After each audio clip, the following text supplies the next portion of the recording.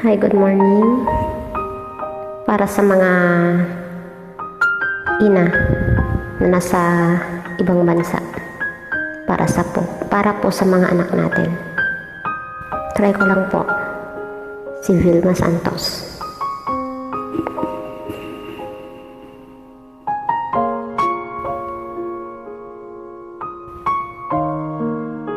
Sana, hindi na lang ako naging ina mo.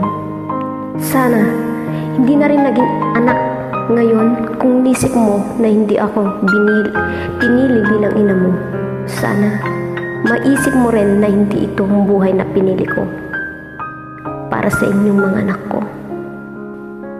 Kung iniisip mo na sana binalik kita sa tiyan ko, sana naisip mo rin na ilang beses ginusto ko na hindi na kayo pinanganak para hindi nyo maranasan ang hirap dito sa mundo. Pero, nandito na kayo. Nandyan kayo. Kahit nandito na ako. Saan man lupalop ng mundo, dito dala-dala ko ang obligasyon ko sa inyo. Nabigyan kayo ng magandang buhay dahil magulang nyo ako.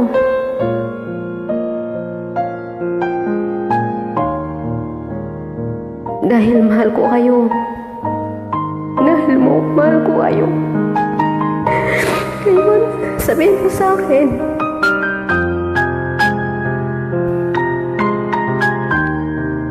Sinasabi mo, hindi kita naintindihan. Bakit? Ako, inintindi mo kahit minsan? Hindi. Sarili mo lang ang iniintindi mo.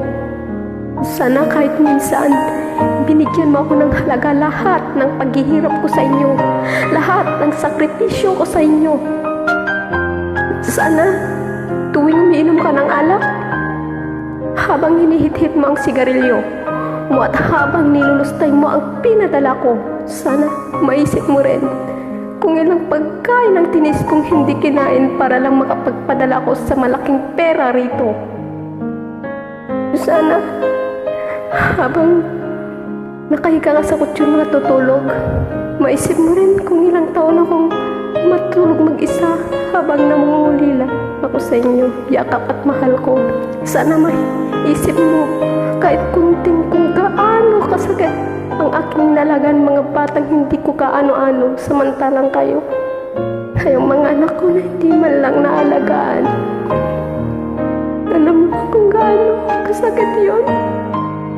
Salit-salit. Alam mo bang kung gaano kasakit yun? Ang hindi mo ako itinuring bilang isang ina mo. Respetuhin naman lang ako bilang isang tao. Yun lang, anak. Yun lang.